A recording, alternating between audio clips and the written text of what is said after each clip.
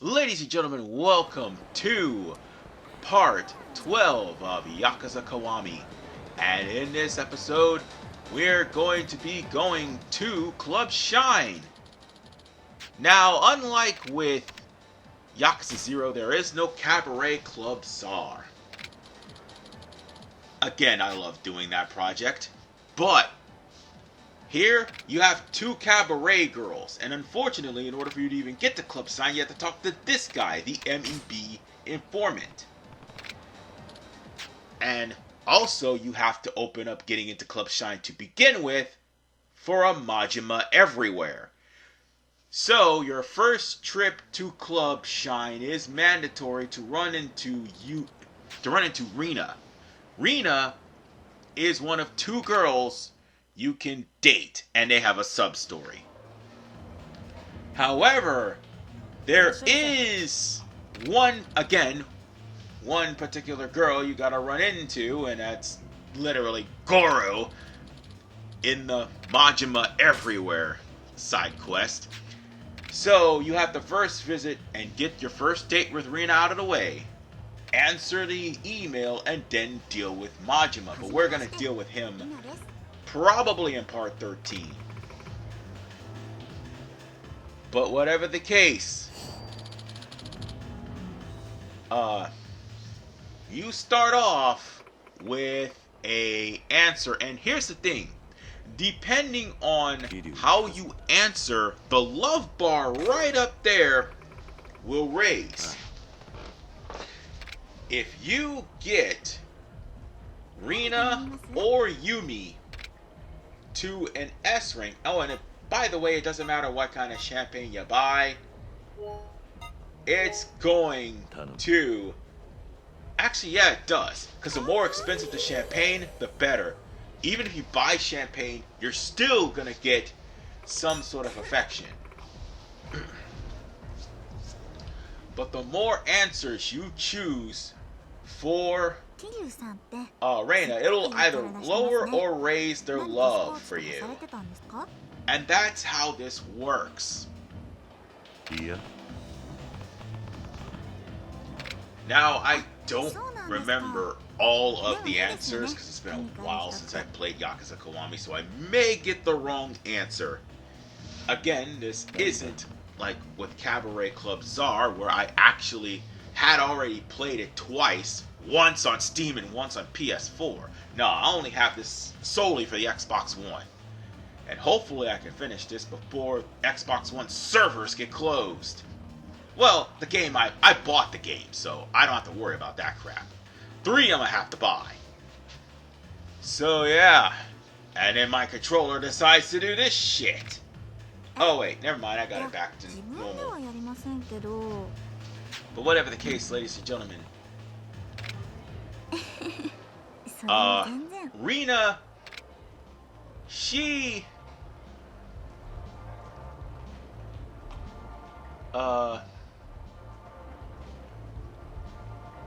Rina, how should I put this? She's a bit of an oddball.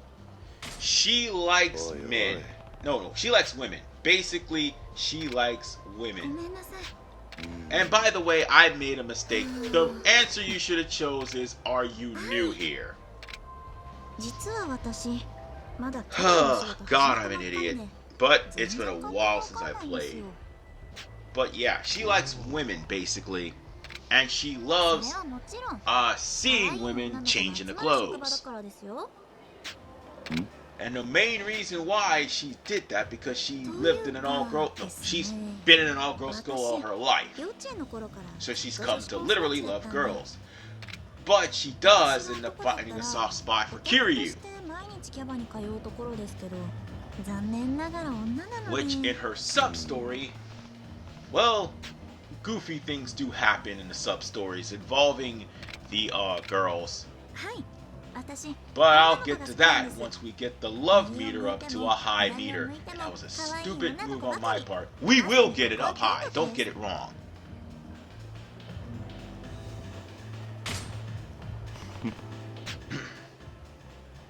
But you basically got to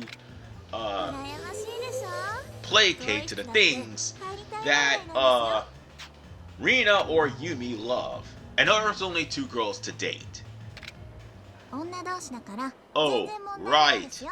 And there's also the meme circulating of a girl coming into the bar just to slap Kiryu in the face. That's going around, and there's a reason for that. I think that is Yakuza 3 that happened. Let's try something else. Actually, there is something we can do. I gotta show you something, because we do have a gift. Thankfully, I got this Italian scarf. This will make things a hell of a lot easier for me.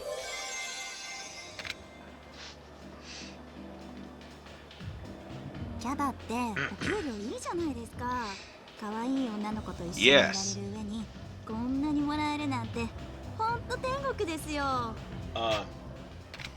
If you do happen to manage to get expensive items from any of the shakedowns around Kamurocho, which you will, this will make your dates with Yumi and Rina go by a lot faster. It'll literally raise it up to a S rank, no problem. Now there's some guys that say don't give them gifts. Forget that. If you manage to get like high rare value, a rare value gift that you can't use or store or sell, you give it to her. Like that Italian scarf I ended up getting from the last part, because I went there and did the bouncer sub story. I went there and gave it to Rina, and now we are almost at the high rank. But whatever you do, if you get up to a high rank, whatever your ranking is at the end of their date, it'll raise your rank from F starting out to E, and from E to D, or so forth and so forth. You can only ask Rina or Yumi out for a date if they are at a D rank or higher. Their sub stories happen when they're at an A rank, and when they're actually play dates happen also when they're at an A, or between a C and an A rank as well. So bear that in mind. So I got lucky on this. I got literally lucky, and I picked B, which is the right answer. You gotta spend money to make money. Because I'm gonna be blunt, I would have told her to take out a loan. But no. Taking out loans is a real stupid idea. They may build your credit, but in the case you get into an emergency, they'll become a hindrance. Just thought I'd point that out to you. And I mean a really huge hindrance. So, with that said, right now we maxed out the love meter, but if you wanted to keep it maxed, you gotta get the right answers. And the more you get right answers, the easier it is to max out Rina and to max out Yumi. And by the way, the more you spend, the more you max out Rina and you max out Yumi. I'm gonna order something else. You can keep talking if you want to, but order something else. This is the easiest cabaret out of the entirety of the game. Because again, if you order the most expensive thing, you will basically get a rank up guaranteed. Even if you do miss a couple of questions. And if you even give her some gifts, you'll get a rank up guaranteed.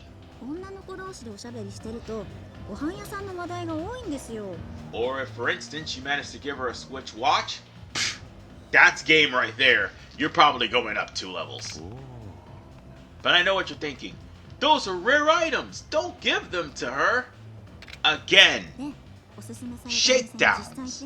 You will most likely get a rare item from those shakedowns. And if you can't sell it at Ebisu, give it to Rina or Yumi.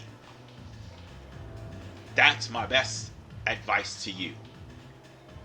なんだ Because even if you do get a wrong answer, which I have done in this part already once and most likely will do again, because past me is 43 and forgetfulness is starting to trigger. Well, I am already 43, but still, forgetfulness is starting to trigger, and the last thing I need is to forget things.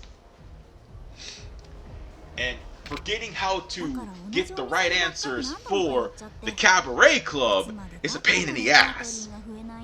Because sometimes the answers may be so wrong that it will drop the bar down to half.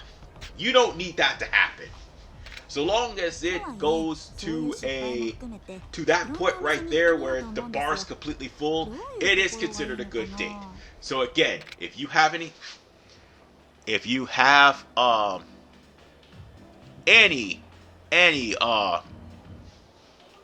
items to give to make up for the fact you may have screwed up on the date, どうだ and I made the wrong answer. God damn it, pass me. The answer was ramen. That's what you do. You talk to her about ramen places. But if you manage to have presents or at least buy some very expensive things, you can make up for the fact that your answers were terrible. And there's a different type of answer with each level. But don't worry, it's not the end of the world if you have a bad date with Rina. You just try again. It's just like with Cabaret Club Czar.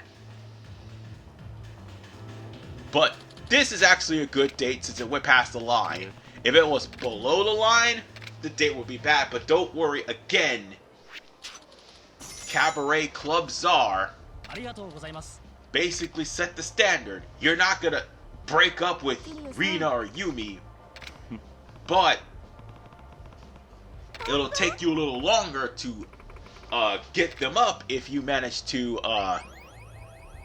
not get the right appropriate amount of level. But she's already guaranteed rank E because of the champagne and the Italian scarf. Plain and simple. Now then, on to the next one.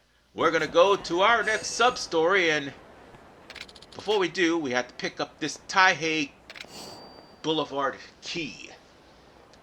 And they're easy to find if you have the Taihei Boulevard key sensor, which you get from Bob. And speaking of women, what we pick up, this one's a cutie, but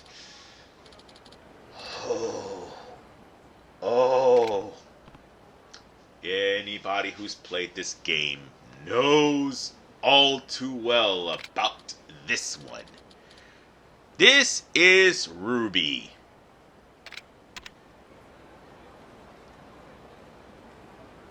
Just join her. And well, for now you have to join her, but I'm going to warn you. There is a part where she will be offering to get things a little bit more intimate. I'm going to warn you now.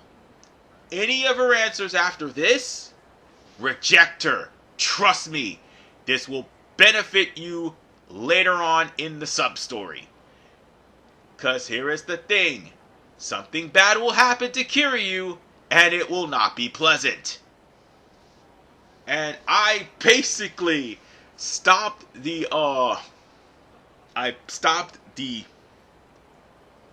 actual recording for a little bit because I was laughing because I remember what happened if you actually do try to get intimate with Ruby. Oh, God. Oh, if you only knew. And also, I was trying to plug in my controller, too. But, yeah. I'm taking this time to warn you all. If you do have the option to go any further with Ruby, don't. Just don't. Because Kiryu's hand will end up touching something that he will never, ever be able to forget. So with that said, you may join Ruby on this little excursion. By the way,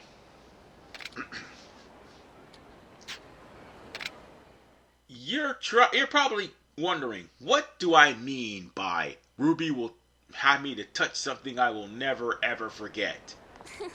Well, we're at this part.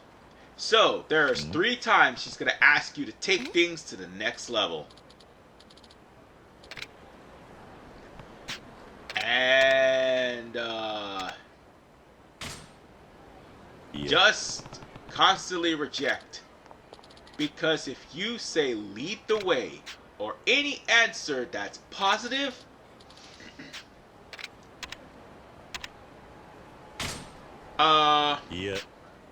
here's the thing. Ruby is a man. That's what I meant by touching something that Kiryu will never forget.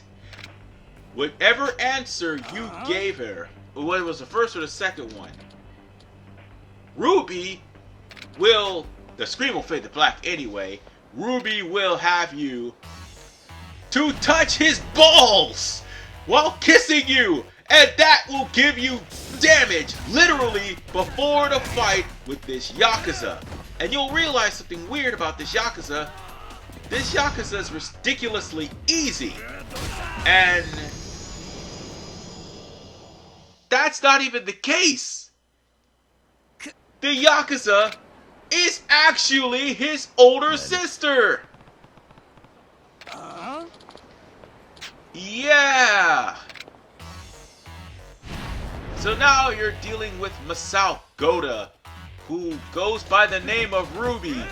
And I think Masao comes back in Yakuza 2 if I'm not mistaken. But she may look like a woman, but that's a man. Think of the Pleasure King. And Masao is a, oh my god, they literally gave her a damn upskirt shot. We'll give him a damn upskirt shot. Whatever the case, Masao Goda is in fact a boss level character. Still, this is ridiculous.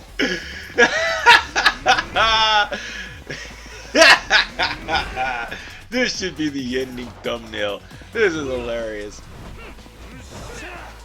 But if you didn't actually block that punch, Masao would do something like throw you or punch you in the face.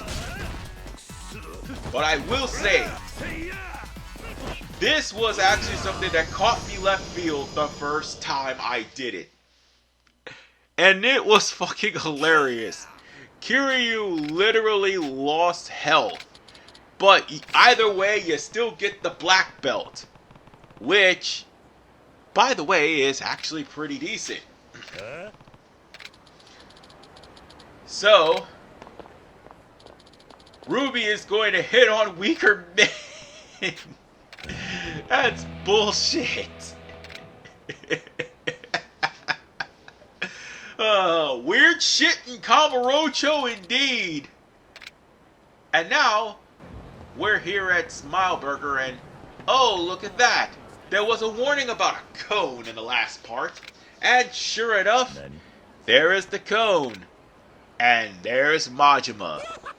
You had to unearth that cone in order to actually go past rank E. Well, any of the random playtime with Majima games or Majima chance encounters will rank up the Majima everywhere meter. And they're like only one-time only things. But that cone is literally a new thing that's going to happen from now on in rank E, because Majima will be hiding in cones and also in certain manhole covers.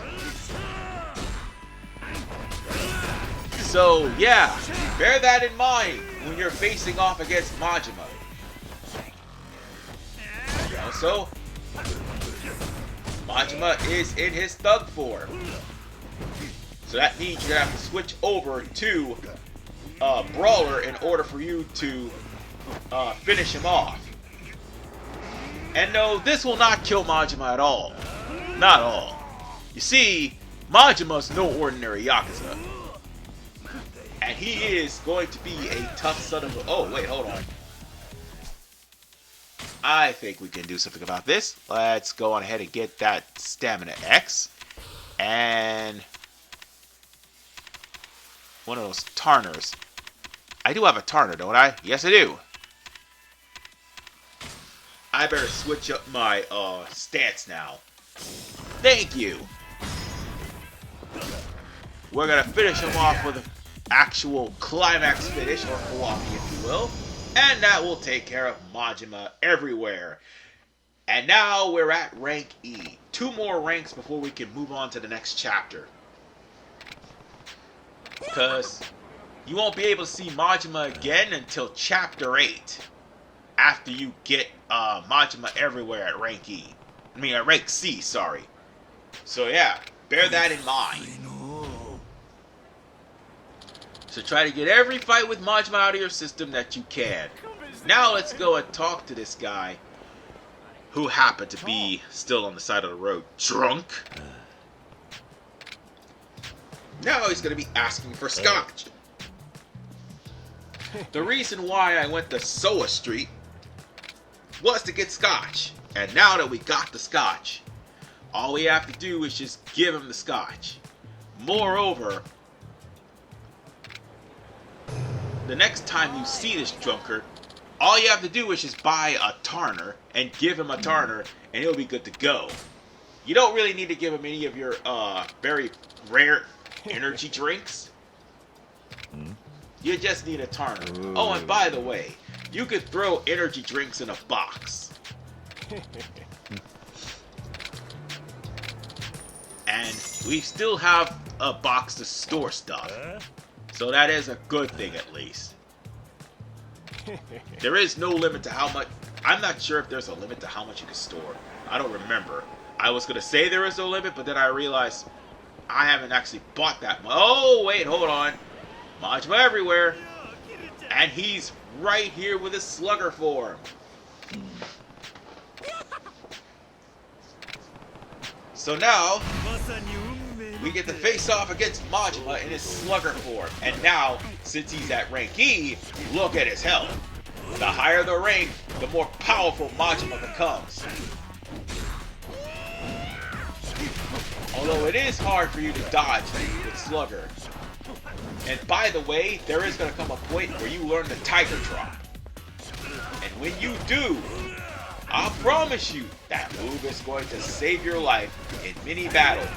Your problem is using Tiger Drop on any other form except for Mad Dog Shimano and also the Slugger Majima. Because the other 2 Majimas, which is Thug and also Breaker, you'll be able to use Tiger Drop easily. And by the way, Tiger Drop is the most broken move in Yakuza. Ironically enough, this game is still hard.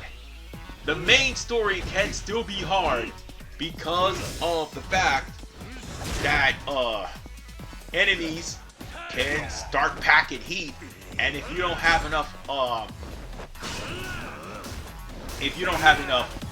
there's the climax for Beast.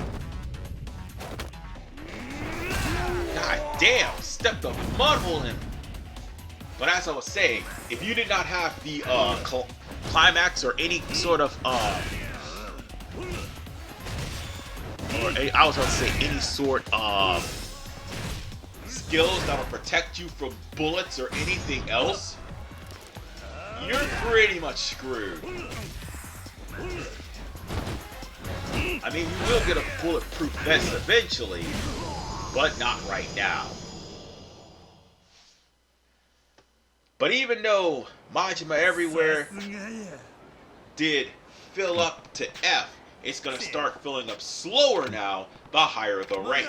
So that means there's more stuff that you could do. So any random phone calls, you don't need to worry about.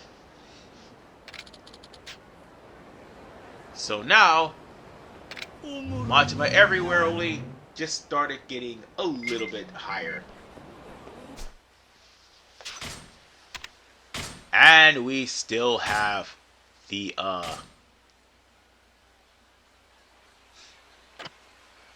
and we still have another email too.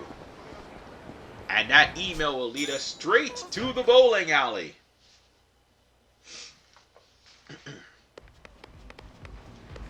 So, this is the mock bowl. And the last time we actually had to buy the property by beating the owner in mock bowl. And now, I mean 10 years ago the owner is now gone, but still, this is where we're going to face off against Majima in bowling. And I'm going to tell you, unless you're really skilled, this can be a little bit difficult. But Majima also had the ability to bowl in Kamurocho as well. So bear that in mind, ladies and gentlemen. There was a bowling alley in Sultan Berea, if I'm not mistaken. But if not, you can go to Kamurocho to bowl. The bowling mechanic is still the same here. I think it just has more frame rates than Yakuza 0. That's all I know. So whether you get a spare or a strike, it doesn't matter. By the way, you're rolling a full three. No, you're only rolling a 3-frame match. So this one is going to be a little bit tougher if you don't remember how to use the bowling mechanic from Yakuza 0 and this is your first game. But since I've already played bowling in Yakuza 0, this will be easy. And all I need to do is just defeat him with spares. Maybe I shouldn't have put too much force in it. I could have gotten a strike. That would have been great. But Majima will somehow, some way, either A, do poorly like in this match, or B, come out and get like a turkey and end up, come out and getting 5 strikes in a row and completely dominating the entirety of the game. This is one of the playing with Majima games. You're going to either play with him bowling, darts, pool, or you have to face him in Mezuking, and you also have to face him in pocket circuit fighting.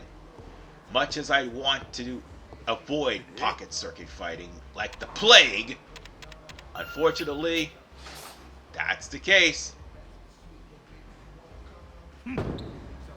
And he bowled a split.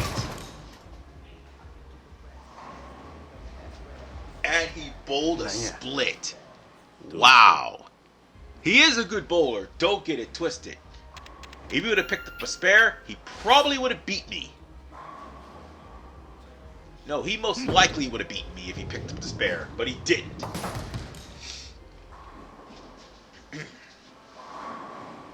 And the rules of bowling is simple. Well, actually, no, if you would have kept picking up spares, that's what I meant to say. He didn't pick up the spare this time around. But normally he does. I just got lucky. That's all that needs to be said. So let's try to gun for another spare and we'll get this game in a bag. Oh, so close to a strike. So close. But we got 19, so that's all that matter. If Majima picked up a spare and a strike, I would have been done for. But no, he doesn't. But good news is,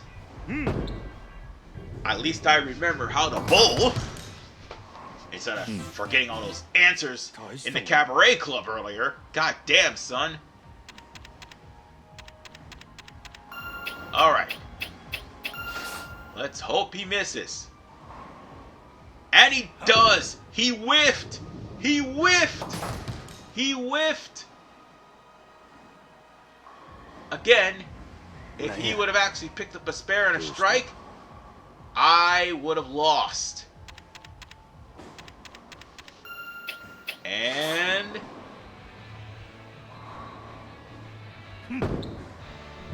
he's... Oh, he picked up the spare. Oh. Shit. Well, we better end this. Hopefully I can get a strike from this. Move it just a little bit to the right. And... Booyah! Now that's progress. Oh, I won this. That one strike sealed the deal. Now all I need to do is get 2 more. Unfortunately, we all know how luck goes. And all but one. God damn it. Damn.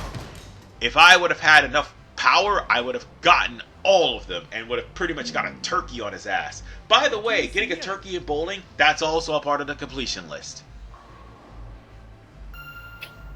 And bowling at least once is a part of the completion list as well. And boom. Done. Yeah. Whatever Majima does, if he does not get strikes, he's lost. Plain and simple.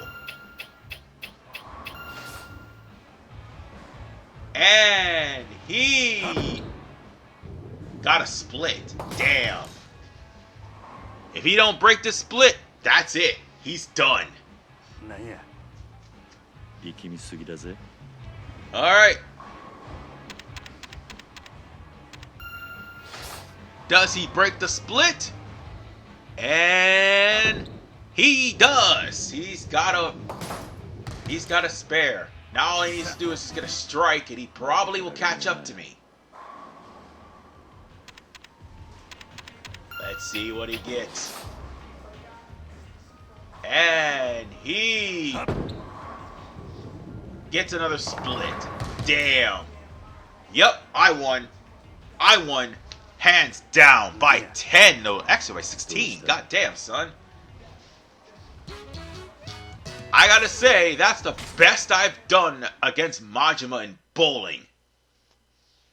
I know I made that look easy, but trust me, it is not. So, that's another notch in the Majima Everywhere belt. And with that,